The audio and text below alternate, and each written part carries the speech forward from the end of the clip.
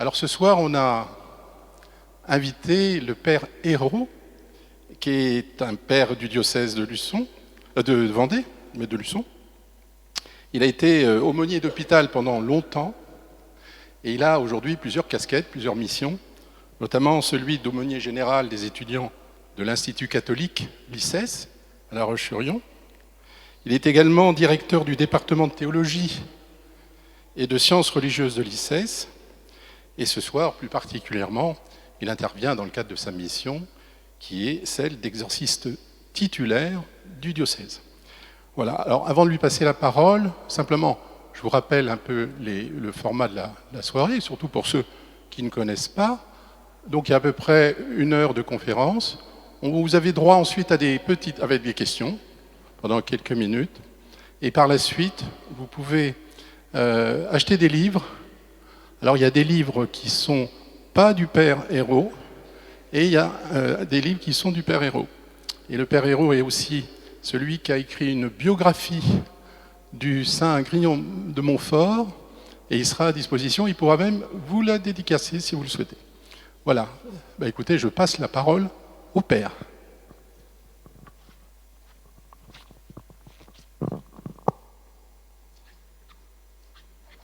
Voilà, chers amis, merci d'être venus, je suis un peu intimidé. Ça va, vous m'entendez? Attendez.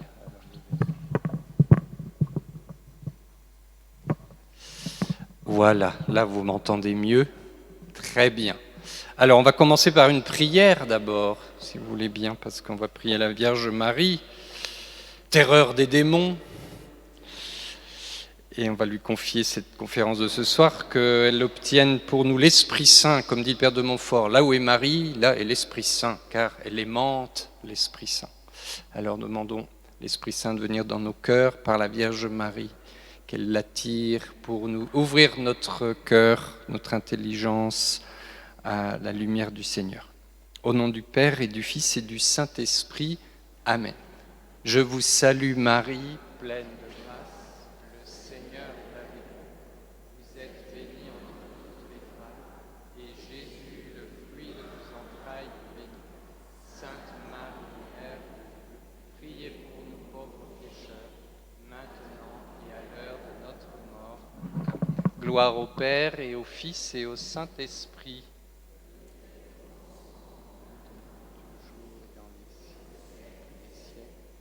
Notre-Dame de l'Assomption, priez pour nous. Saint Michel Archange, priez pour nous. Sainte Marthe, priez pour nous. C'est sa fête aujourd'hui. Voilà.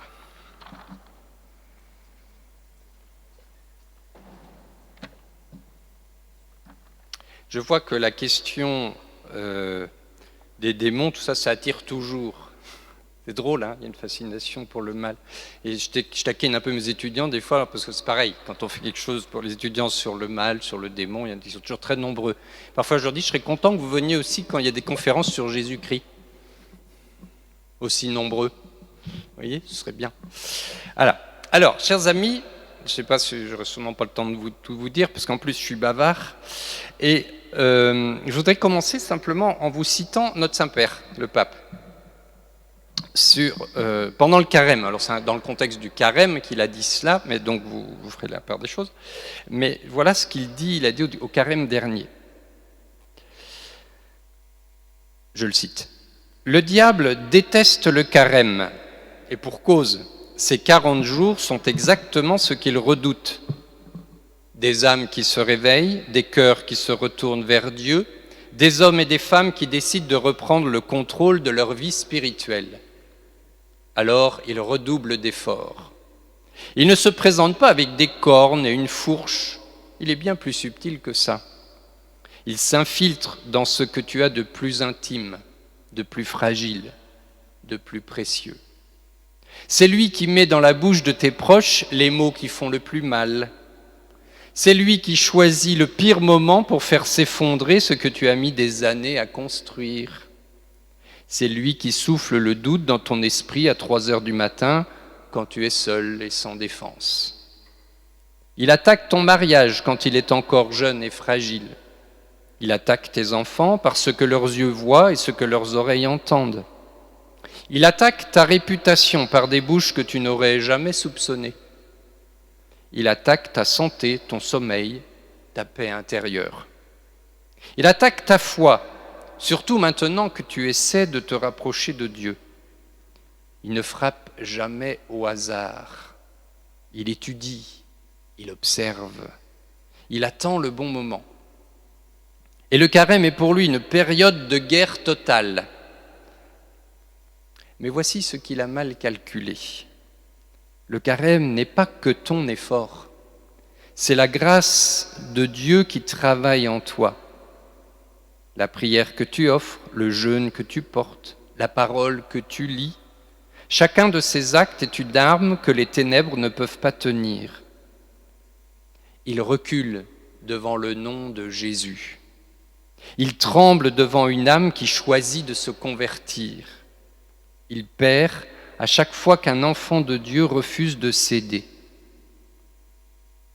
Ce carême, ne dors pas spirituellement, veille sur ta maison, veille sur ton cœur, veille sur ceux que tu aimes. Ton adversaire rôde, mais ton Dieu règne. Et au bout de ces 40 jours, c'est la résurrection qui attend, pas lui, pas la défaite, pas la honte, mais la résurrection. Quel magnifique texte du pape Léon XIV, où il a tout dit, donc j'ai terminé ma conférence. Alors, voyez, les exorcistes sont des personnages un peu inquiétants, il faut le dire. Il faut peut-être un peu s'en méfier d'ailleurs. Sait-on jamais, il pourrait avoir quelques pouvoirs de nuisance susceptibles d'atteindre ceux qui les côtoient. Ils fréquentent un monde occulte, caché aux yeux de beaucoup, nuisible à ceux qui s'y aventurent imprudemment. Je vous parle le croque-mort de Lucky Luke. Ils empestent, c'est un peu comme l'exorciste, vous voyez, le croque-mort de Lucky Luke. Il empeste la mort, il traîne avec lui un peu des effluves maléfiques. Vous voyez, c'est ça un peu les exorcistes, des personnages énigmatiques à cheval entre le monde des vivants et la sphère des spectres effrayants. Ils fascinent et rebutent tout à la fois. Eh bien, chers amis, aujourd'hui, l'un d'eux vous parle et vous révèle tous ses secrets en exclusivité. D'emblée, nous pourrions dire que la fascination du mal, et sans doute du malin, se conjugue avec, vous savez, cet attrait de l'interdit, la suggestion perfide de l'autonomie. Aversio ad Deo, tel est le credo des démons, se détourner de Dieu. C'est dire, attention, qu'il y a un réel danger à trop vouloir découvrir les arcanes du monde maléfique, à se plonger goulûment dans une littérature qui se complaît dans la description sans fin des ruses, des astuces du démon.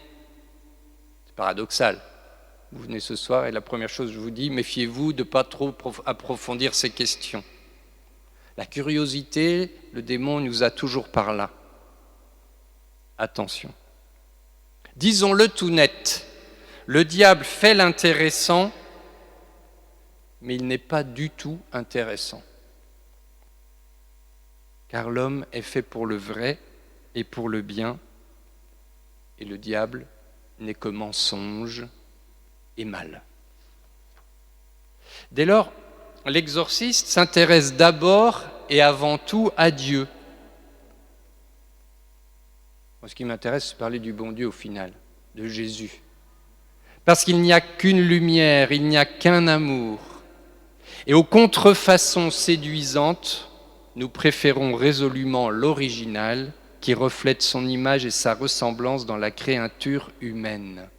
Ainsi me dit-on parfois, « Ah, est-ce que vous n'êtes pas submergé par tout ce mal qui se manifeste dans les personnes rencontrées ?» Clairement, ça va vous paraître bizarre, mais je m'intéresse assez peu aux voisins du dessous. Il m'arrive de le croiser dans l'escalier. Je ne peux pas échapper à le saluer, mais je l'évite le plus possible. La rencontre avec lui est mue par la seule nécessité. En revanche, je suis en très bon terme avec le voisin du dessus, que j'aime inviter fréquemment chez moi. Mais le plus merveilleux du voisin du dessus, c'est quand c'est lui qui m'invite chez lui. La seule lumière divine comble nos intelligences. Le seul amour divin rassasie notre volonté, notre désir. Le malin ne sait que singer et présenter de la fausse monnaie. Il est sans doute bon de le rappeler au début de cette conférence. Et ça a été la grande découverte de saint Augustin. Je suis heureux de parler sous le regard de saint Augustin, sous le beau vitrail, qui le fit sortir justement de ses errances manichéennes. Il a compris, saint Augustin, que le mal n'est pas le contraire du bien, le mal est l'absence ou la privation du bien. Et le mal ne peut se définir que par rapport au bien et pas l'inverse. Le démon essaye de faire croire qu'il est un dieu du mal. Il n'en est rien. Et il ne peut se définir que par rapport au bien, paradoxalement. Par conséquent, mes amis, la raison ultime de l'exorcisme, ce n'est pas de chasser le malin. Et là, vous dites, tiens, c'est bizarre. Eh bien non, le but de mon ministère, c'est pas de chasser le malin. Alors un peu quand même. Mais si l'exorcisme libère les âmes asservies par la puissance limitée, j'y reviendrai, de Satan, ce n'est que pour les ouvrir à Dieu, à sa lumière et à son amour. Comme tout sacramental dans l'Église, la prière d'exorcisme et de délivrance conduit aux sacrements qui unissent intimement les personnes à Jésus-Christ et par lui à la Sainte Trinité. Et c'est très important, parce qu'il faut que ce soit bien clair dans la personne qui demande une prière à l'exorciste. Si elle n'est pas dans une démarche de conversion intérieure, eh bien je peux faire toutes les prières que je veux, ça ne servira à rien. Un minimum, on ne demande pas à la personne d'être parfaite, évidemment. Retenez bien ça. Le combat contre les puissances des ténèbres a pour but de délivrer l'homme d'un obstacle qui s'oppose à sa vocation ultime, la communion avec Dieu. Est-ce que vous voulez être des saints ? Pas très enthousiaste. Est-ce que vous voulez être Dieu ? Eh bien, vous avez tort. Parce que c'est exactement la même chose. Vous êtes des prétentieux, vous voulez être saints. Dieu seul est saint.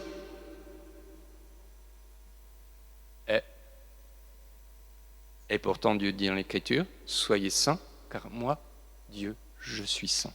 Lévitique 19, 1. Ok ? Et donc, quand je vous dis, est-ce que vous voulez être Dieu ? Il faut que vous disiez aussi massivement, oui. C'est pas moi qui le dis, c'est tous les pères de l'Église, Saint Augustin, la déification, la déification.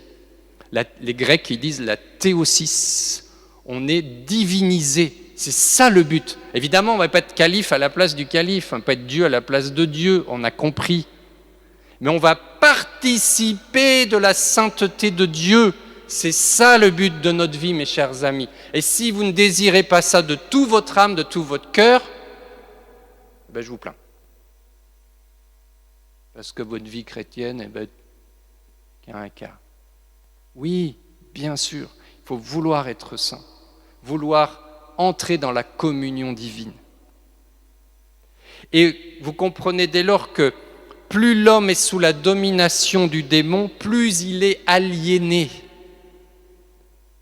plus il est empêché, plus il est contraint.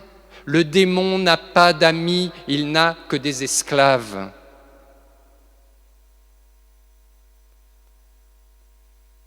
En revanche, plus nous nous donnons à Jésus-Christ et plus nous entrons dans la liberté qui fait vivre.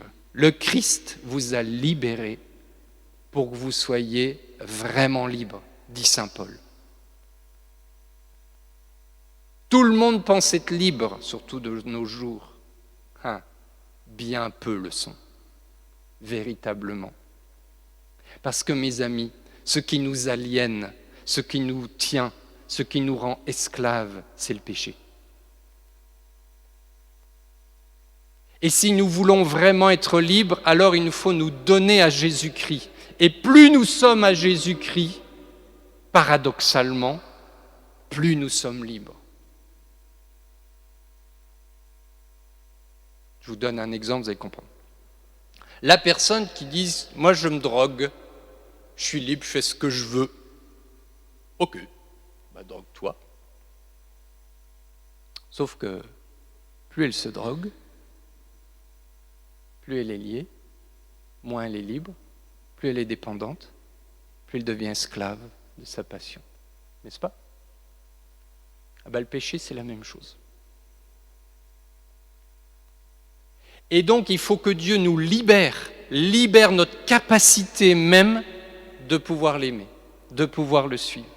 Et plus nous sommes et plus nous vivons dans la grâce de Dieu, plus nous sommes libres. Et la vraie liberté, vous savez ce que c'est ? C'est saint Augustin qui dit ça. Encore lui. C'est le jour où nous ne pourrons plus pécher. Alors nous serons vraiment libres, parce que rien et aucun obstacle à ce pourquoi nous sommes faits, vivre en Dieu, par Dieu, pour Dieu, avec Dieu. Voilà la vraie liberté. Pourquoi j'insiste là-dessus ? Parce que vous comprenez, ce que le démon ne veut pas, c'est ça. Il veut nous aliéner, il veut nous empêcher d'obtenir ce pourquoi nous sommes faits, cette liberté en Dieu. Parce que nous sommes faits pour lui. Prenons l'exemple contraire. Celui qui fait du piano. Ceux qui ont fait du piano un peu poussé savent qu'au bout d'un certain temps, on passe à ce qu'on appelle donc faire des gammes. Super sopo. Mais, alors évidemment, c'est pas très drôle, mais pourquoi le pianiste il fait ça ? C'est pour avoir la dextérité. Et donc pour pouvoir être de plus en plus à l'aise sur le clavier, et donc interpréter n'importe quel type d'œuvre, et s'il persévère, même un jour, il peut improviser, par exemple. Et ça, c'est au fond la vraie liberté.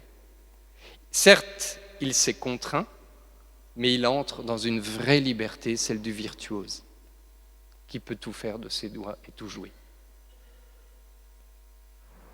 Vous voyez comment le Christ veut déployer en nous les dons de la grâce qui va nous faire réaliser le désir profond qui est caché dans votre cœur, partout, dans vos âmes, d'entrer en union avec Dieu.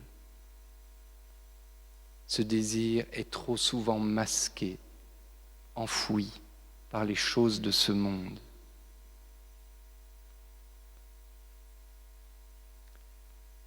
Le diable est un être réel. Et c'est un préalable à toute considération sur la libération, évidemment, des personnes possédées. Si vous ne croyez pas en la réalité personnelle du, ou plutôt des démons, alors tout ce que je vous dis ce soir, ça ne sert à rien. Le problème, c'est que vous n'êtes pas catholique non plus. Vous avez le droit. Et parce que c'est dans le catéchisme de l'Église catholique. Alors, qu'est-ce que c'est que ces histoires ? Soyons un peu clairs. Je peux faire un grand développement d'angélologie, comme on dit, sur ce que la théologie sur les anges, mais Aristote, qui n'était pas chrétien, et pour cause, 4 siècles avant Jésus, Aristote, dans sa description du monde tel qu'il est, il dit bien, il y a le monde matériel, il y a le monde végétal, il y a le monde animal, il y a l'homme, il y a Dieu, il n'appelle pas Dieu, mais peu importe, le premier principe en haut. Il dit entre ce premier principe et l'homme, qui est un mélange de matière et d'esprit, il y a ce qu'il appelle les purs esprits. C'est ça que nous appelons les anges. Et Aristote, qui n'est pas chrétien par définition, même pas juif, même pas, donc ne connaît pas la révélation biblique, eh bien, simplement par sa raison, il dit c'est une évidence, il y a des purs esprits. Alors qu'est-ce que c'est que ces purs esprits ? Nous, on les appelle les anges. Eh bien, ces purs esprits sont des êtres rationnels. C'est-à-dire, ils sont dotés, comme nous, ou plutôt peut-être nous comme eux, d'une intelligence et d'une volonté. Ceci fait d'eux des personnes. Chaque ange est un être personnel. Ok, invisible, puisque par définition, ils n'ont pas de corps. Donc ce sont des purs esprits. Et si vous voulez, alors ce que dit la théologie, la révélation, c'est que dès que les anges sont créés par Dieu, parce que ce sont des créatures, et c'est très important de se souvenir de ça, qu'ils soient des bons anges ou des démons, ce sont des créatures, donc des êtres dépendants de Dieu quant à leur existence même. Et dès que les anges apparaissent dans l'existence, ils ont tous les éléments de lumière pour faire un choix pour Dieu ou contre Dieu dès le premier instant. Et comme ils ont toute lumière divine, ce choix est définitif pour eux. Nous, on est dans le temps, donc on évolue jusqu'à notre mort. Mais l'ange, lui, il a un choix qui est d'emblée. Et donc, soit il est avec Dieu, soit il se rebelle contre Dieu. Dieu veut, il les a créés pour le bonheur. Dieu veut leur donner de partager sa lumière, sa grâce, son amour. Mais comme Dieu les a créés comme des êtres personnels, comme nous, d'une certaine manière, eh bien, Dieu veut donner cette liberté, parce qu'il n'y a pas d'amour sans liberté. Vous êtes d'accord avec ça, j'espère. Eh bien, c'est pareil pour les anges. Et donc, ce qui explique qu'il y ait des anges bons, ce qu'on appelle nous les anges, qui sont ces purs esprits qui ont choisi Dieu et qui sont restés dans cette lumière divine, mais aussi des anges rebelles, des anges mauvais, qui ont voulu être autonomes. Autonome, ça veut dire se faire sa propre loi, selon le mot autonomie. Et donc vous comprenez que les démons donc, sont des êtres intelligents, super intelligents, beaucoup plus que nous, mais des êtres qui se sont détournés sciemment, volontairement, de la lumière de Dieu pour prétendre à une forme d'autonomie sans Dieu. Ceci explique que les démons sont des êtres torturés, sont des êtres personnels, véritables, torturés. Chaque démon est un être personnel. Dans les exorcismes, nous n'avons jamais affaire au même démon. Il faut l'identifier. Bon, ça, c'est tout notre travail. Mais chaque démon est un être personnel. Mais c'est un être torturé, comme je vous dis, c'est comme une sorte d'être schizophrène. Pourquoi je dis ça ? Parce que d'un côté, il sait ce qui est vrai, et d'un autre côté, il passe son temps à le refuser. Vous voyez ? Par haine. Il sait ce qui est vrai, et il passe son temps à le refuser. Terrible. Qui en fait un être déchiré en permanence. C'est important de comprendre ça. Parce que du coup, quel va être le travail de l'exorciste ? C'est de contraindre le démon à reconnaître ce qui est vrai. Et moralement, enfin, c'est spirituel pour lui, évidemment, ce n'est pas un être avec un corps, à un moment donné, c'est tellement insupportable pour lui qu'il s'en va, il fuit. Ça, c'est très important. C'est comme ça que ça fonctionne. Bon, je pourrais peut-être vous donner plus de détails si vous voulez, pas trop, parce que je ne vais pas vous empêcher de dormir quand même cette nuit. Alors, donc en fait, les démons souvent sont dans un mensonge, ils se maintiennent dans un mensonge permanent dont ils prétendent jouir, mais qui les fait souffrir continuellement, parce qu'ils sont partagés entre la lumière qui parvient à leur intelligence et le renoncement à cette lumière qui les fait plonger dans les ténèbres. C'est effrayant. Tout simplement effrayant. Ça va? Alors, je passe. Mais le problème des démons, on pourrait dire, bon, c'est leur problème, ça les regarde, bon, c'est triste pour eux, c'est très bien. Sauf que, il y a un autre problème, c'est que le démon est d'une jalousie, j'allais dire maladive, envers l'homme. Et dans Saint Jean, chapitre 8, il dit, il est le menteur, père du mensonge, et littéralement, c'est un bon entre dit meurtrier, mais littéralement, c'est il est homicide. Jean 8. Jésus dit ça. Donc le démon n'a de cesse de vouloir tuer l'homme spirituellement. Même physiquement, ça peut arriver. Spirituellement, il veut tuer l'homme. C'est pourquoi le tuer l'homme, c'est le détourner de Dieu. Donc c'est l'entraîner dans sa propre rébellion à lui et sa propre folie. Voilà le but du démon. Et il n'a de cesse de le faire, et il est tenace, tellement il est haineux. Et dès les origines de l'humanité, vous connaissez l'histoire du serpent, d'Ève, etc. Bon, c'est une allégorie, mais qui dit bien cette réalité du démon qui induit l'homme au mal, au péché, à se détourner de Dieu, parce que l'homme est fait pour Dieu. Voilà ce que fait le démon. Donc, peu ou prou, tous les êtres humains, d'une manière ou d'une autre, se trouvent sous l'influence négative du diable, des démons, en raison de la faute originelle.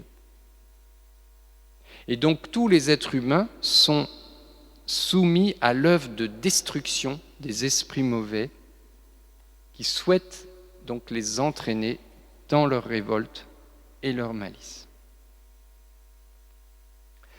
Les innombrables facettes du mal, le génie déconstructeur des puissances maléfiques. On est un peu étonné que mon confrère exorciste, des fois pour tout vous dire, c'est pas toujours triste, on rit parfois, parce que quand on voit ce que le démon arrive à faire croire aux gens, la naïveté des gens, il a une imagination débordante. Hein. Et alors des fois, on rit presque, parce qu'on se dit c'est quand même incroyable ce qu'il arrive à faire. Vous voyez ? Ça, il a l'imagination, ça, il en a, pour nous entraîner au mal. Alors ça prend des milliers de façons différentes. Mais pourtant, on pourrait croire, d'une certaine manière, c'est pour ça que souvent les gens ont peur, à une puissance illimitée du diable. Eh bien non. Son pouvoir de nuisance est limité. Tout simplement pour la première raison que c'est une créature et qu'il n'est pas Dieu, l'égal de Dieu. Donc il n'a pas un pouvoir illimité. Donc, pouvoir limité. Et ce pouvoir de nuisance est circonscrit par Dieu. Le démon ne fait pas ce qu'il veut, quand il veut, comme il veut. Sinon, je ne serais pas là en train de vous parler, parce que je crois qu'il ne m'aime pas beaucoup, je serais pulvérisé depuis longtemps. Vous voyez ? Donc ça veut dire qu'il ne fait pas ce qu'il veut. Je vous lis un petit texte qui est faussement attribué à saint Augustin, mais ce n'est pas grave, vous allez comprendre. Avant la venue du Christ, le diable était lâché en liberté. Le Christ survenant fit de lui ce qui est dit dans l'Évangile, « Nul ne peut entrer dans la maison de l'homme fort et piller ses biens s'il n'a d'abord attaché l'homme fort. » Le Christ est donc venu et il a attaché le diable. Mais, dira-t-on, s'il est attaché, comment se fait-il qu'il remporte tant de victoires ? C'est vrai, mes frères, il remporte beaucoup de victoires, mais il ne triomphe que des tièdes et des négligents, car il est attaché, vraiment, comme un chien dans sa niche. Et il ne peut mordre personne, à part celui qui s'approche de lui par une témérité mortelle. Mais voyons, n'est-il pas fou l'homme qui se fait mordre par un chien enchaîné ? Ne t'approche donc pas de lui par les voluptés et convoitises du monde, et il n'osera pas s'approcher de toi. Il peut aboyer, il peut provoquer, il ne peut pas mordre, à moins qu'on ne le veuille. Car ce n'est pas par contrainte qu'il entraîne au mal, c'est par persuasion. Il n'extorque pas notre consentement, il le demande. Vous voyez le champ limité d'exercice du mal et du démon. Et mes amis, j'ai une bonne nouvelle pour vous. Parce que là, vous dites, ça fait un peu peur. J'ai une bonne nouvelle pour vous. Vous ne pouvez pas vous imaginer à quel point votre baptême est puissant. La force de votre baptême, parce que par cette grâce reçue du sacrement de la nouvelle naissance à la vie divine, vous êtes devenu le temple de Dieu. Et ce temple, s'il est bien gardé, si vous n'ouvrez pas les portes à n'importe qui, il est inexpugnable. Si Dieu est présent, si le Christ est le maître intérieur de votre cœur, le démon ne s'approche pas, je vous garantis. Même si on fait de la magie noire sur vous, ça ne vous touchera pas. Quand nous interrogeons, donc, vous voyez, justement, les personnes qui viennent nous voir dans le 9 de discernement, je salue Marie qui est là parce qu'elle a fait pendant très longtemps cette belle œuvre de discernement parce que c'est vraiment pour nous très précieux. C'est un premier filtre de personnes qui... Voilà. Et quand une personne s'approche pour nous demander une prière de délivrance, on cherche toujours à détecter les portes d'entrée du mal. Quelle est la prise qui a permis au démon d'investir cette âme ? Parce que vous avez votre temple, mais si vous ouvrez les portes ou les fenêtres, lui, il s'invite. Celui qui n'ouvre pas ni les portes ni les fenêtres ne peut pas être envahi.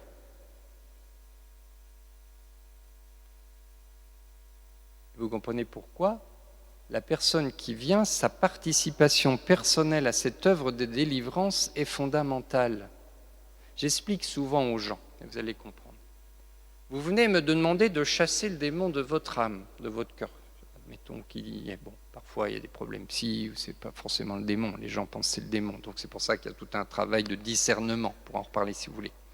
Mais admettons que la personne est vraiment, un jour elle a ouvert des portes. Le démon est là, très bien.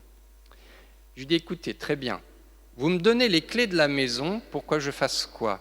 Que je le chasse, je le mets dehors, et je ferme la porte de l'extérieur, puisque j'ai la clé, je peux. Ok, vous êtes tranquille. Ah oui, mais il y a un problème. Si vous avez laissé les fenêtres ouvertes, il va revenir. Et les fenêtres, moi, j'y peux rien. Pourquoi j'y peux rien ? Parce que ça se ferme que de l'intérieur. Il n'y a que vous qui pouvez le faire.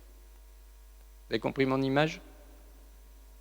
Donc si la personne n'est pas partie prenante pour verrouiller toutes les choses qui, en fait, attirent et permettent au mal de venir dans sa vie, je peux toujours chasser le démon tout ce que vous voulez, ça ne servira à rien. D'ailleurs, ce n'est pas moi qui le chasse, c'est Jésus. Mais bon, je vais y revenir. Vous avez compris ? Et c'est là où c'est important. Je pense à une personne, une fois, qui était venue nous voir et qui était vraiment possédée, enfin une vraie possession, c'est-à-dire c'est le degré ultime. Et Mais elle avait un tel désir, une telle volonté, parce qu'elle s'était convertie après, c'est les choses qu'elle avait faites, c'était avant sa conversion. C'est souvent comme ça la question. Elle s'était convertie à Jésus et elle n'en pouvait plus. Donc de ce démon, elle ne pouvait pas s'en sortir toute seule. D'où, là, c'est là où on est utile. Et donc, elle vient, et alors c'était très touchant parce qu'elle elle criait pratiquement, elle disait, mais dégage, mais dégage. Vous voyez? On est maître chez soi, il faut le dégager. Et nous, on dit toujours aux gens, vous faites 90% du travail. Nous, on vous aide pour la partie que vous ne pouvez pas faire. Et plus la personne va être impliquée, plus le démon va partir vite. Très important. Mais si la personne est ambiguë, si elle continue à avoir des pratiques bizarres, etc., ça peut durer des années, des années, des années, ou parfois nous on fait des choses, on dit c'est bizarre, on ne comprend pas, puis la fois suivante la personne revient nous voir, puis elle nous dit « Ah oui, j'avais oublié de vous dire un truc grave en général. » Ah ben oui, évidemment, c'est un péché mortel habituel qui se fait et qui continue, ah c'est sûr que ça c'est une porte ouverte. Pas de la magie, mes amis. Et justement, il faut que je vous parle de ça. Bien. Justement, l'être humain est un être religieux, fondamentalement, qui veut être en lien avec Dieu. Quand historien des religions, Mircea Eliade, il disait « L'homme est homo religiosus », homme religieux. Alors, le chrétien ne s'en étonne pas, on est porteur de l'image et de la ressemblance de Dieu, comme c'est beau. Mais pourtant, dans sa volonté d'autonomie suggérée par le diable, l'homme a également, par le péché, abîmé sa relation au Créateur. Ce qui devait être une relation simple, filiale, j'allais dire familière au sens bon du terme, pas péjoratif, avec Dieu, en fait, a été perverti, abîmé par le péché. L'homme ne parvient plus à envisager la relation de communion proposée par le Créateur à sa créature. Et conséquemment, cette aspiration religieuse de l'homme est elle-même corrompue, abîmée. Et c'est là qu'intervient l'idolâtrie. Le paganisme, sous toutes ses formes, promeut une religion de l'intérêt, de la domination, du rapport de force, du donnant-donnant. Vous voyez, dans les rites païens, quels qu'ils soient, on va voir la divinité, je t'apporte toutes les choses que je dois faire, les prières que je dois faire, le rituel que je dois faire, les offrandes que je dois faire, mais par contre, en échange, tu me donnes ce que je te demande. C'est du donnant-donnant. Vous m'avez suivi? Comment est-ce que vous priez?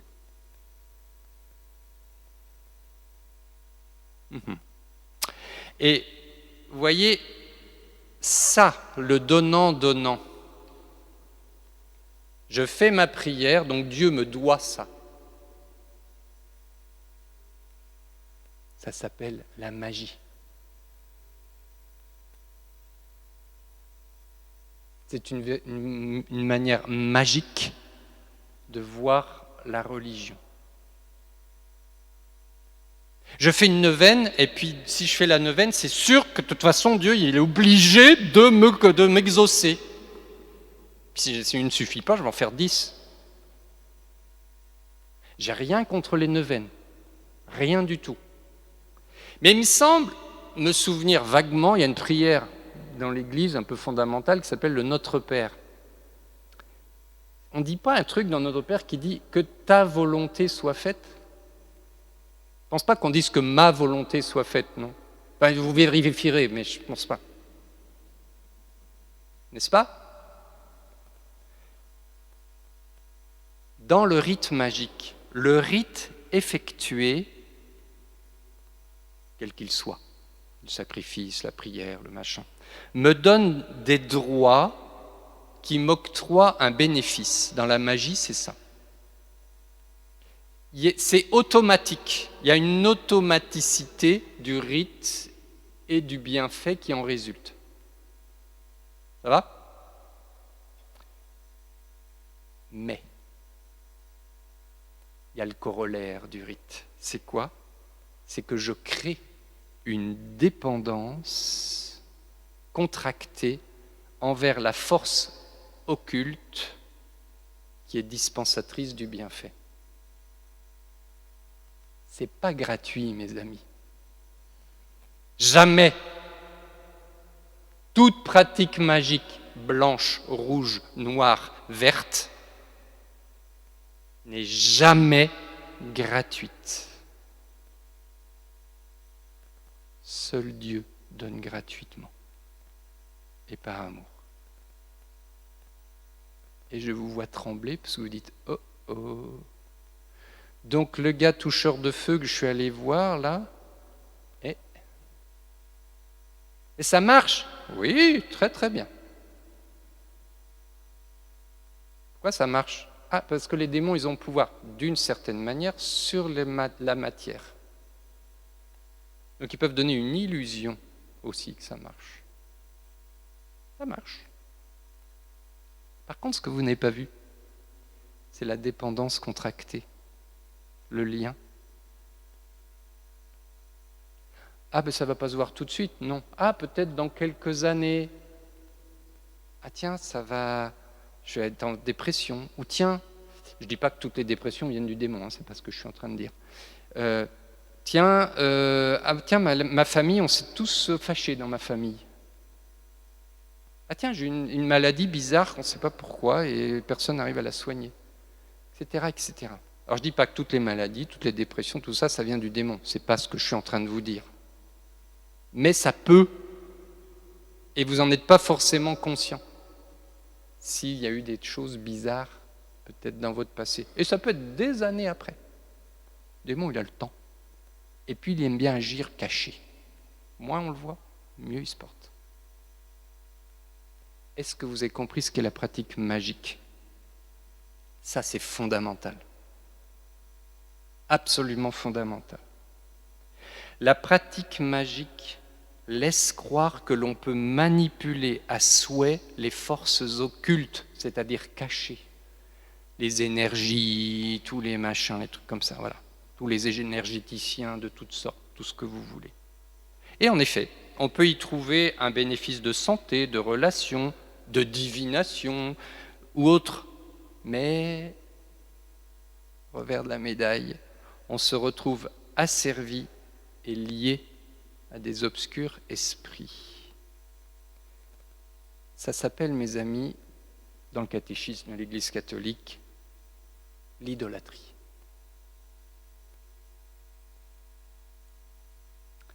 Et comme vous le savez, dans l'Église, dans l'Écriture sainte, c'est pas très recommandé, l'idolâtrie.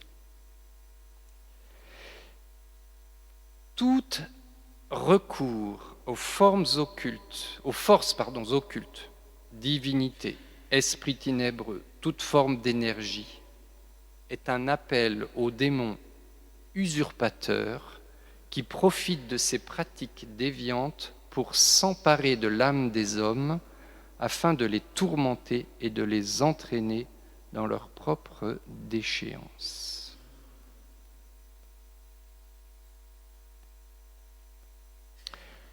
Alors la bonne nouvelle, c'est que le Christ nous a délivrés. Donc il ne faut pas avoir peur.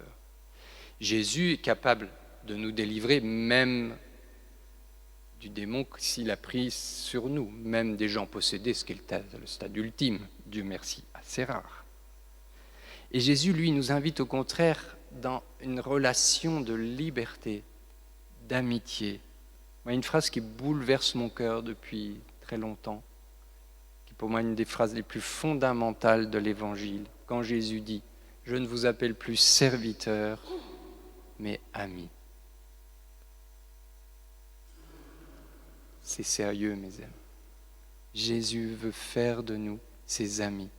Jésus, Dieu fait homme, veut faire de nous ses amis. Jésus dénonce toutes ces pratiques religieuses magiques et restaure l'homme dans un rapport ajusté avec le seul vrai Dieu. Qu'est-ce qu'il fait Jésus? Il guérit les malades, il chasse les démons. C'est son souci constant. Et vous avez remarqué la particularité, vous avez peut-être vu The Chosen, peut-être certains avez vu le premier épisode. Vous voyez, quand le Nicodème, c'est amusant, bon, c'est pas dans l'évangile, mais c'est bien vu. Nicodème vient voir Marie-Madeleine et puis « Au nom du Tout-Puissant, je te chasse », etc. Et Marie-Madeleine, enfin pas Marie-Madeleine, mais le démon en elle rit puis dit « Tu peux rien contre moi, laisse tomber ». Alors Nicodème revient et le soir avec sa femme, il parle et puis il dit « J'ai rien pu faire, ce démon, et c'est terrible dans cette pauvre femme. » Il dit « Il faudrait que Dieu lui-même intervienne, il n'y a que ça qui peut changer les choses. » Quelques jours après, il apprend que Marie-Madeleine a été délivrée. Par qui ? Ah, Jésus. Ah. Et vous voyez, c'est toute la différence. Il y avait des exorcistes au temps de Jésus. Et ils disaient, au nom du Tout-Puissant, il chassait le démon, etc. Jésus ne dit pas ça. Il dit, je te l'ordonne, dégage. Enfin, il dit pas dégage, mais enfin, on a compris. Sors. C'est son autorité même. Évidemment, Jésus est vrai homme et vrai Dieu. Alors, dès que Jésus apparaît, le démon, il dégage. Parce que Dieu, évidemment, ça ne fait pas un pli. Jésus, il est Dieu, le démon le sait.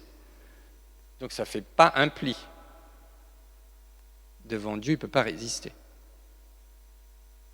Mes amis, seul Jésus-Christ chasse le mal. Seul Jésus-Christ peut chasser le démon de nos vies. Alors, selon tous les degrés possibles, de moi pécheur, mais jusqu'à la personne possédée. Ok ? Seul Jésus nous délivre du mal. L'exorciste, les gens me disent des fois, oui, vous êtes exorciste. Moi, j'ai pas de pouvoir, j'ai pas de charisme, j'ai pas de don, j'ai pas de... Rien de tout ça. Rien. Je suis désolé si vous attendiez un... Voilà, mais j'ai rien. Par contre, je suis le prêtre de Jésus-Christ. Qui c'est l'exorciste du diocèse ? C'est l'évêque. Parce que l'évêque, c'est un successeur des apôtres. Et Jésus a donné à ses apôtres, vous vous souvenez, lisez l'Évangile, le pouvoir de chasser les démons. Et les apôtres ont transmis ça à leurs successeurs, qu'on appelle les évêques. Et donc, l'exorciste du diocèse, c'est l'évêque, qui, au nom de Jésus-Christ, a ce pouvoir de chasser le démon. Comme les évêques, ils ont 2-3 choses à faire, ils ne peuvent pas s'occuper de tout, et que le ministère d'exorcisme, ça prend du temps, etc. Donc, ils peuvent déléguer à un ou plusieurs prêtres, selon, alors il y a des critères, etc. Bon, très bien, ce pouvoir d'exorcisme. Donc, le pouvoir que j'ai, c'est celui que je tiens de mon évêque, qui me l'a délégué. S'il me l'enlève, je ne suis plus rien. Donc je suis prêtre, et les seuls exorcistes, tous les gens qui se disent exorcistes qui ne sont pas prêtres, c'est des charlatans, j'ose le dire carrément. C'est pas possible. Et c'est l'œuvre de Satan pour Satan. Évidemment, il singe, ça il aime bien, troubler, jeter le désordre. Ok ? Vous comprenez ce que c'est un exorciste ? Et donc, je n'ai pas de pouvoir personnel, je le tiens de mon évêque, cette autorité sur les démons, que l'évêque tient lui-même de la succession apostolique, des apôtres, qu'ils tiennent de Jésus-Christ. C'est pour ça que l'exorciste, au nom de Jésus-Christ, peut dire aux démons, il peut s'adresser directement aux démons, ce qu'on appelle des prières impératives. Vous pouvez le faire, vous, pour vous-même. Vous pouvez dire aux démons, dégage de chez moi. Même si, non seulement vous pouvez, mais il faut le faire. Mais vous ne pouvez pas le faire pour un autre. Parce que ça vous pourrait vous retomber dessus. Ok ? L'exorciste, lui, justement, il a cette autorité qui vient de Jésus-Christ pour le faire au nom de Jésus-Christ pour les autres. Vous avez compris ce que c'est un exorciste ? Très important. Alors, ça va. Du coup, vous avez compris que le bon usage de l'exorcisme, en fait, suppose et exige une conception à minima éclairée de la religion. On ne demande pas aux gens d'être docteurs en théologie, évidemment. Mais il faut avoir une approche chrétienne de la foi. Si on attend une pratique magique, il y a des gens qui viennent nous voir, ils veulent une pratique magique. Ils ont été voir le marabout d'un machin, ils ont été voir le magnétiseur qui leur a chassé le démon parce qu'ils ont des problèmes, ou ils ont été voir je ne sais pas quoi, puis ils disent « Oh, on risque rien, on va aller voir le prêtre, l'exorciste. » Oui, mais ça ne marche pas comme ça. Est-ce que tu veux te convertir à Jésus-Christ? Non? Bon, alors, si tu veux, comme tu veux, mais moi, je ne peux rien pour toi. Souvenez-vous de ma porte et de mes fenêtres. Je ne peux rien pour toi. Et des fois, alors, quand on accueille les gens, on les accueille pour ce qu'ils sont. Ils arrivent avec leurs limites, leurs difficultés, et ils ont une foi chancelante. Il y en a, ils découvrent Jésus, etc. Alors, on les accompagne, évidemment, pour essayer de les accompagner là-dessus. Et des gens, des fois, il faut du temps. Je pense à une personne là, qu'on accompagne depuis 2 ans, qui vient de temps en temps avec un vrai problème de bien carabiné, mais peu à peu, elle découvre Jésus, vous voyez? Et plus elle découvre Jésus, moins elle a de problèmes, et plus le travail de prière, d'exorcisme porte du fruit. Mais il faut du temps. Parce que ça dépend aussi de sa conversion intérieure. Et ça, moi, j'ai pas main là-dessus. J'ai pas prise là-dessus. Je peux l'aider, je peux l'encourager, je peux essayer de lui dire. Et vous voyez, il faut donc être patient. Le temps de Dieu n'est pas notre temps.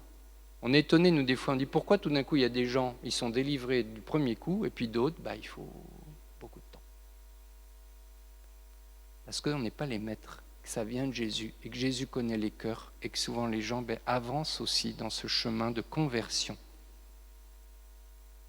D'accord? Et paradoxalement, bizarrement, c'est que le démon, c'est le pantin de Dieu, si je peux dire ça comme ça. C'est-à-dire qu'il le laisse agir, parfois. Pourquoi non, même pour nous, sans parler de choses graves, mais le démon nous tente. Pourquoi? Parce que le Seigneur, il veut nous éprouver dans notre foi. Il veut nous affermir, nous enraciner. Il veut nous entraîner dans ce combat spirituel. Que nous soyons plus solides. Vous voyez? Donc, le démon sert le dessein de Dieu pour nous. À ses dépens. Mais c'est comme ça. Donc je vous ai dit tout ça. Donc vous avez compris que le démon ne peut rien sans la permission divine. Très bien, je vous ai dit ça. Alors, pour faire vite, parce que je ne peux pas trop le détailler, il y a plusieurs manières d'agir du démon. Il y a ce qu'on appelle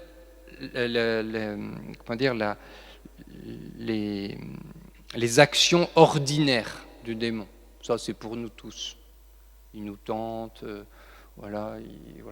Ça, c'est le commun, nous tous, que je vous disais. Voilà. Donc là, on a un combat spirituel à mener. Si ça vous intéresse, je vous dirai les instruments du combat spirituel. Ça, c'est intéressant et c'est important.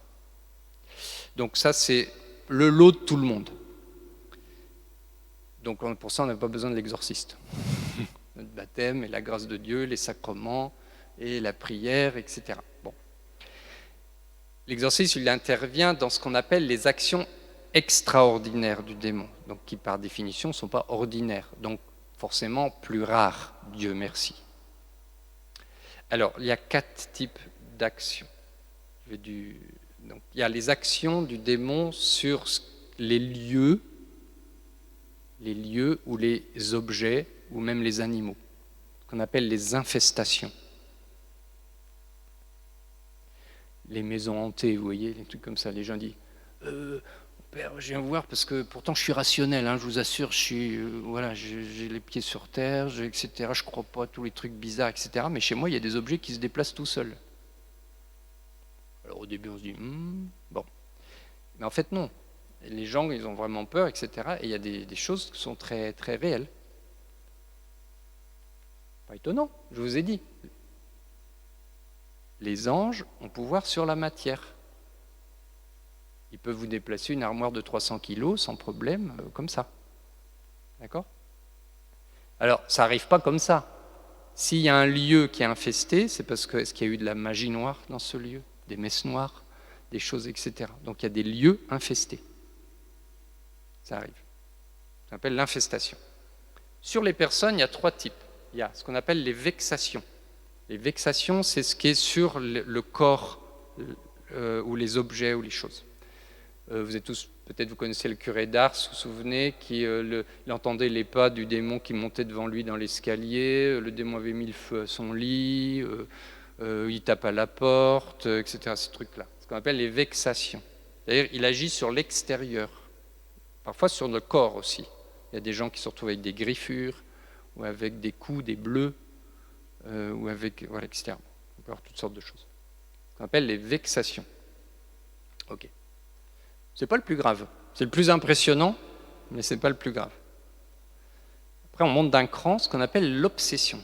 Là, c'est plus embêtant parce que le démon agit alors de manière habituelle. Il le fait dans son action ordinaire pour nous, sur notre imaginaire, sur notre mémoire. Voilà. Le démon ne peut pas pénétrer notre âme. C'est très important ça. Il ne peut pas pénétrer ni notre intelligence, ni notre volonté. Par contre, il peut manipuler notre imagination, notre mémoire et nos sens. Il peut agir là-dessus. Et donc, donc ce qu'on appelle l'obsession, c'est que parce que des gens ont ouvert des portes au démon, alors ça peut être très varié, le démon va pouvoir parfois agir sur leur mémoire, sur leur imaginaire, mais dans des proportions pas normales, inhabituelles. C'est-à-dire quelqu'un qui va avoir une pensée obsessionnelle de suicide, par exemple. Alors ça peut être lié à la psychiatrie aussi. C'est là où c'est compliqué. Vous voyez, il faut faire la différence. Mais donc ça peut être ça. Ou des pensées obsédantes de violence. Pensez à ce garçon qui dit « j'ai envie de tuer les gens que j'aime ». Tout d'un coup comme ça. J'ai des pulsions de violence. Sans aucune raison. Je les aime. J'ai aucune raison. Absolument aucune raison. Mais régulièrement, j'ai des pulsions de violence. Voilà. Ça, c'est ce qu'on appelle l'obsession. C'est plus embêtant, évidemment. Et quand l'obsession monte un peu trop, on va basculer, on peut basculer à un certain moment vers ce qu'on appelle, c'est le stade ultime, la possession. Alors la possession, c'est que la personne, à certains moments, n'est plus maîtresse de son corps. C'est pas tout le temps. Vous pouvez croiser des gens possédés dans la rue, probablement vous en avez croisé, vous ne savez pas qu'ils le sont. Okay ? Mais parce que de temps en temps, ça se manifeste dans des occasions particulières et le démon prend possession du corps. Alors, en fait, il ne possède pas exactement, mais il empêche la personne d'avoir la maîtrise de son corps. La personne reste consciente, elle reste libre fondamentalement, mais elle ne peut plus exercer la maîtrise de son corps à certains moments. C'est ça la possession. Alors évidemment, ça c'est le stade un peu ultime. Ça va ? Rapidement. Donc nous, on intervient évidemment dans ce cas-là. Je vous ai déjà dit, j'ai encore 5-10 minutes. Je vous ai déjà dit donc comment les moyens de nuisance du diable pouvaient nous effrayer, c'est sûr. Et ses pouvoirs sont bien supérieurs aux nôtres parce que c'est un pur esprit. Et puis il est très intelligent. Donc même s'il ne sait pas, il ne connaît pas nos cœurs, il ne connaît pas nos pensées, il ne peut pas lire dans nos pensées. Mais comme c'est un fin psychologue et qu'il nous connaît, etc., il peut deviner beaucoup de choses, bien mieux que nous, bien mieux qu'un être humain. Donc il faut donc être vigilant, il faut entrer dans ce combat spirituel. Pour nous, c'est important. Le démon a un pouvoir, donc comme je vous l'ai dit, circonscrit. Il est soumis d'abord à la loi naturelle, il est sous la tutelle de Dieu, il ne peut pas faire tout ce qu'il veut. Le démon ne peut pas changer le pain en corps du Seigneur. Il ne peut pas créer de choses de rien. Il peut pas, vous voyez, son pouvoir est complètement limité. Il peut agir, comme je vous l'ai dit, sur la matière, mais pas directement sur l'esprit. Je vous donne un exemple. Ça va vous faire peur, mais il faut que je vous donne quelques exemples quand même.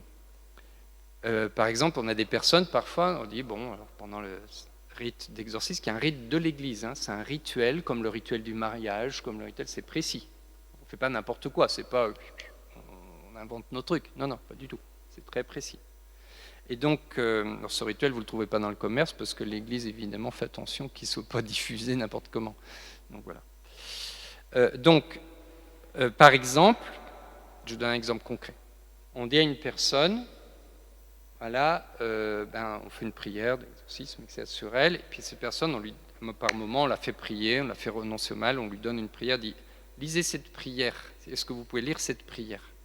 Et la personne dit « Mais je vois une page blanche. » En fait, il y a bien écrit quelque chose sur le truc, mais elle voit une page blanche. Elle dit « Je vois rien, il n'y a rien d'écrit. » Voilà, ça, le démon est capable de faire ça. C'est-à-dire, il est capable de tromper nos sens. Ou parfois, ils n'entendent pas. Ça arrive souvent. Vous dites une chose, la personne n'a pas entendu. Ou certains mots que le démon déteste, la personne ne l'entend pas. J'ai vérifié ça X fois. Vous voyez ? Il est capable de ça. Ça, il peut faire. Mais vous voyez, c'est limité. C'est limité au sens, aux choses. Il ne peut pas pénétrer dans notre intérieur. Et même les personnes possédées gardent leur liberté intérieure, même si elles sont coincées dans leur corps. Elles ne peuvent pas faire ce qu'elles veulent. Voilà. Donc ça, c'est important de comprendre ça. Le démon ne peut pas tout. Il est limité. Deuxièmement, donc ça, c'est la chose naturelle. Il est limité aussi par la loi divine. Il ne peut pas déroger à la loi divine. Par exemple, les démons sont soumis à l'autorité des anges bons. Notre ange gardien est toujours plus fort qu'un le démon, même si c'est un démon, je ne vous ai pas expliqué, il y a la hiérarchie des anges, mais je ne vais pas entrer dans tout ça, mais s'il y a un démon de la hiérarchie des anges plus élevé que notre ange gardien est plus fort, parce que le pouvoir de la grâce est plus fort que le pouvoir dévoyé du démon. Ok ? Donc, il ne peut pas tout faire. Il sait très bien, le démon, à qui il doit obéir ou non. Il est très légaliste. Alors là, il est d'un légalisme, mes amis, féroce. Je donne un exemple. Je suis exorciste du diocèse de Luçon, donc mon pouvoir, il est limité dans le diocèse de Luçon, parce que je suis sous la dépendance de mon évêque, qui a autorité en Vendée, concrètement. Si je vais dans les Deux-Sèvres ou dans le Maine-et-Loire ou dans les Charentes-Maritimes pour faire un exorcisme, je n'ai plus de pouvoir. Et le démon est capable de me dire « tu n'as pas de pouvoir ici ». C'est déjà arrivé d'exorcisme. Il est d'un légalisme, il sait très bien ce qu'il peut, ce qu'il ne peut pas. Vous voyez ? Ça vous paraît bizarre, hein ? Et pourtant, c'est comme ça. Il est très légaliste. Ça en dit beaucoup d'ailleurs sur les gens un peu trop légalistes. Vous voyez ? Je ne sais pas si c'est très inspiré d'être très légaliste. Ça ne veut pas dire qu'il ne faut pas obéir à la loi, bien sûr. Mais... Bon. Ça peut vous faire sourire, mais c'est très sérieux en réalité. C'est très sérieux. Et donc, il faut on identifie exactement qui est le démon et on va le contraindre. Et pour couper les liens, il faut qu'on sache à qui on a affaire. Pour combattre l'ennemi, il faut connaître qui est l'ennemi. Ok ? Je vais vous expliquer ça avec un petit exemple. Une fois, j'étais aux États-Unis, il y avait une plage, et puis donc on était à la plage, et puis on promenait, j'étais avec des religieuses, et puis à l'arrière de la plage, il y avait une sorte de colline, comme de dunes, enfin vous voyez comme un peu les dunes des plages de Mont, là, moi je connais bien tous ces coins. Et là, il y avait des petits sentiers, il y avait des arbustes, puis il y avait des petits sentiers. Et puis dans ces petits sentiers, il y avait des panneaux régulièrement. Et il y avait marqué en anglais, je le dis en anglais d'abord, ceux qui connaissent l'anglais, « Beware of cornered rattlesnakes ». Alors ça veut dire, attention, faites attention, of cornered, un corner, ça vous parle en foot, le corner c'est ça. Cornered, ça veut dire, donc quand on est coincé, si vous voulez, voilà, acculé, on dirait en français. Cornered rattlesnakes. Rattlesnakes, c'est les serpents à sonnettes. Faites attention aux serpents à sonnettes qui sont acculés, vous voyez, coincés. Pourquoi ? Parce que c'est là qu'ils vont devenir agressifs. Si vous, ils n'entendent pas, mais si vous sentez les pieds qui viennent, ils fuient, comme tous les serpents. Mais si vous tombez dessus et qu'il est coincé, et là, il va devenir agressif, il va vous s'attaquer à vous. Et en fait, pourquoi je vous dis ça ? Parce que le travail d'exorcisme, c'est de cornered, c'est de coincer le démon, de l'obliger à sortir, de l'obliger à se manifester, de l'obliger à se montrer. Parce que lui, il aime bien être caché. Alors ça fait un peu peur parce que quand il se montre, il n'est pas drôle. C'est pas le genre. Mais en même temps, voilà. Alors les gens disent c'est de pire en pire quand vous priez. Je dis tant mieux, c'est bien. On va être drôle vous. Mais oui, mais en même temps, c'est bon signe. Ça veut dire que le démon est obligé de sortir du bois, si je peux dire. Voilà. Alors, tout ça pour vous dire, autorité des exorcismes, je vous en ai parlé, c'est important que vous entriez dans le combat spirituel. Le combat spirituel, c'est quelque chose qu'il faut se réapproprier dans l'Église. Il faut combattre parce que le démon est une réalité, qu'on le veuille ou qu'on ne le veuille pas. Vous pouvez le mettre sous le nez, vous dire qu'il n'existe pas, etc. Vous inquiétez pas, lui, ça l'arrange. Donc, vous pouvez toujours vous dire ça. Mais il faut l'affronter. Alors, il ne faut pas avoir peur. 4 éléments fondamentaux pour le combat spirituel. C'est la littérature classique spirituelle. 1. La défiance de soi. Croyez pas que vous y arriverez tout seul. Ça, c'est impossible. La défiance de soi. C'est Saint Philippe Néri qui disait, cette prière au bon Dieu disait, Seigneur, méfiez-vous de Philippe. La défiance de soi. 1. 2. La confiance en Dieu. Faire confiance en Jésus. C'est lui le fort, c'est lui le puissant. Confiance en Dieu. 3. Exercer les vertus. Mais pas toutes les vertus, parce que c'est trop compliqué, on n'y arrive pas.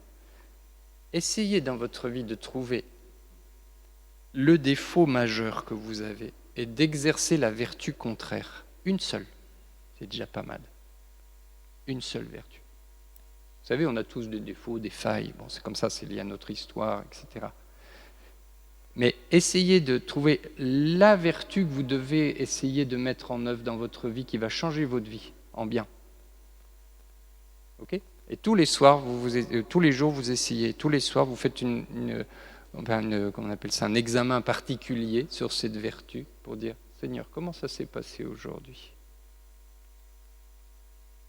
Ok ? Tiens, un sujet. Vous savez quelle est la vertu que le démon déteste le plus ? Non. Non. C'est pas la plus importante des vertus qui est la charité. Et l'obéissance, l'humilité, c'est important aussi, évidemment. Parce que le démon, il aime rien, le démon, on est d'accord. Hein. C'est un râleur permanent, il n'est jamais content, voilà. Donc on est d'accord. Mais il y a une vertu qu'il déteste par-dessus tout. Jamais les gens trouvent quand je montre ça. Non. Là, non. Non. Jamais personne ne trouve. Je vous le donne en 1000. Mes amis. Mes amis, je vous dis. Vous savez quoi ? Même pas la foi. Il aime rien, on est d'accord de tout ce que vous dites. Ouais. Mais il y en a une qu'il n'aime pas parce que c'est la porte d'entrée des autres vertus. Marie, vous l'avez dit. Non ? Non. Mes amis, vous savez ce qu'il déteste le plus ? La douceur.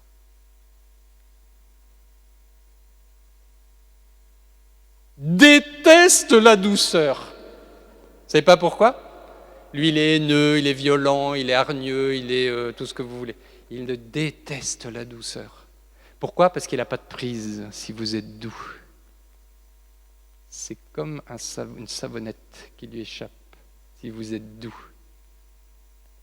D'ailleurs, vous avez remarqué dans l'Évangile, Jésus, quand il parle des vertus, lui il les a toutes évidemment, qu'il concerne, de quoi il parle ? Apprenez de moi que je suis doux et humble de cœur. Et dans cet ordre, peut-être pas le hasard. Très important, la douceur. Attention, rien à voir avec la mollesse, qui est un vice. C'est pas de gnangnan et voilà. La douceur. Les hommes, ils n'aiment pas trop ça parce qu'ils ont l'impression qu'ils ne sont pas virils s'ils sont doux. Non, mes amis, Jésus, il est doux, c'est pas pour ça qu'il n'est pas ferme, il est très ferme parfois. Mais la douceur, ça c'est très important. Mais je dis ça aux hommes en passant. Si vous voulez faire fondre votre femme, il faut que vous soyez doux. Vous voyez ? Voilà, les hommes, ils n'aiment pas être doux en général, parce qu'ils ont l'impression qu'ils ne sont pas virils. Si, parce que c'est une vertu annexe de la force, la douceur. C'est une vertu annexe de la force. Pour être doux, il faut être très fort. Le démon déteste ça par-dessus tout. Si vous êtes doux, il n'a pas de prise. Ça, je l'ai vérifié bien souvent. Donc, déjà, si vous ne savez pas quoi prendre comme vertu pour exercer la douceur. Tiens, par exemple, petit exercice, comment est-ce que vous fermez les portes ?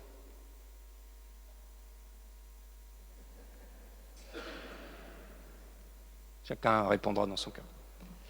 Voilà, la douceur. Non, donc, je répète, défiance de soi, confiance en Dieu, exercer une vertu qui est plus difficile. Et quatrièmement, très important, les armes du combat spirituel, fondamentales, la prière. Mais pas n'importe quelle sorte de prière. Je ne vous parle pas de votre prière du matin, du soir pour dire bonjour à Jésus, le salut le soir, toute chose importante, il faut le faire. La prière d'oraison, de silence, où on laisse Jésus façonner notre cœur. Fondamental. Même si c'est 5 minutes chaque jour, très bien, mais faites-le. Chaque jour. C'est difficile. Oui, je ne comprends pas, mais c'est compliqué, il y a les pensées s'en vont, etc. Oui, évidemment, c'est le principe de l'oraison qui est compliqué. Et c'est comme le vélo. Si vous ne montez jamais dessus, vous n'en ferez jamais. Ça, c'est sûr, vous ne saurez pas en faire. Alors, si vous ne faites pas d'oraison, ça, c'est sûr, vous ne saurez jamais en faire. Ça, il n'y a aucun doute là-dessus. Donc, il faut commencer par le prendre du temps. 5 minutes chaque jour. Silence. Vous ne dites rien. Oui, mais justement, je peux être... Tais-toi, laisse Jésus façonner ton cœur. Oui, mais les pensées, vis le temps présent. Les pensées, c'est le futur, c'est le passé, c'est jamais le temps présent. Jésus, je t'aime. Merci de m'aimer. C'est tout. 5 minutes tous les jours. Et croyez-moi que si vous faites ça tous les jours, je peux vous dire que vous allez devenir des combattants dans le combat spirituel qui vont être top. Allez, je conclus, parce que j'étais trop long déjà, mais je vous l'ai dit, je suis bavard. J'ai bien conscience, mes amis, vous poserez les questions après si vous voulez, que ces quelques considérations sur les diableries, l'exorcisme, peuvent vous laisser perplexe peut-être. A priori, il me semble être en possession de toutes mes facultés et de ne pas être tombé dans une sorte de mysticisme gélatineux, déconnecté de la réalité, je ne crois pas. Enfin, bon, c'est pas trop mon genre en plus, moi ma spiritualité est plutôt un peu incarnée, concrète. Mais le combat contre les forces du mal ouvre en prise directe sur un monde spirituel qui est bien réel. C'est pas parce qu'il est invisible qu'il n'est pas réel. L'aspect un peu terrifiant de l'affaire ne doit pas nous faire oublier une réalité qui sous-tend tout mon propos, réalité bien plus fondamentale, l'existence du Dieu 3 fois saint de qui nous venons et vers qui nous allons. C'est lui qui nous dit en Jésus-Christ, son Fils, le Verbe incarné, vous connaîtrez la vérité et la vérité vous rendra libre. Demeure, comme je vous l'ai dit, le mystère de la place du diable dans la providence divine.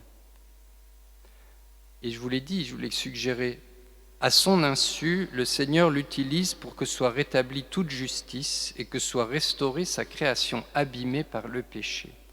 À chaque personne tourmentée par le malin, le Seigneur semble dire, je le cite, « Vous aussi, maintenant, vous êtes dans la peine, mais je vous reverrai, et votre cœur se réjouira, et votre joie, personne ne vous l'enlèvera. » Après un terrible combat pour la libération d'une personne possédée, alors que nous découvrions avec effroi, avec mon confrère le Père Serge, on est deux exorcistes dans le diocèse, les raisons épouvantables de sa possession, je préfère pas vous le dire, on repartait, pour tout vous dire, un peu abattu. On n'est pas non plus de marbre, hein, et donc quand on voit la souffrance des gens, des fois c'est chaud. Et on partait vraiment, la personne a été libérée, on pensait, parce que bon, il y avait des signes qui disaient ça, c'est pas toujours évident, mais là ça paraissait évident. On partait un peu sonné, pour tout vous dire, parce que le démon, vous savez, on n'est pas indemne quand le démon, quand il déploie toute sa perfidie, sa perversion. C'est effrayant. C'est comme, où il peut aller, réduire les gens, c'est affreux. Et alors on partait un peu abattu après ça. Et le lendemain, on se rappelle, en échangeant sur la question, on a découvert avec émotion, en parlant tous les deux avec le père Serge, mon confrère, que tous les deux, ensuite nous avions connu une immense joie, profonde et bienfaisante. Effectivement, quand on voit un frère, une sœur en humanité dans la foi, qui est persécuté, on en est toujours bouleversé. Mais quand on voit que les gens connaissent ce bonheur de retrouver une vraie liberté et d'en ressortir plus fort dans le Christ vainqueur, là c'est une grande joie. Et même, je peux vous le dire, souvent c'est une grande émotion. Jésus leur dit: je regardais Satan tomber du ciel comme l'éclair.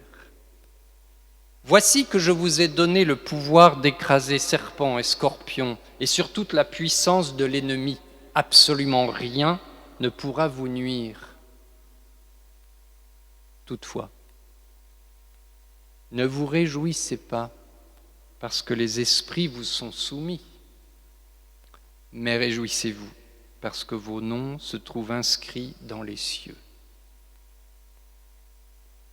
Je vous remercie de votre patience et de votre écoute.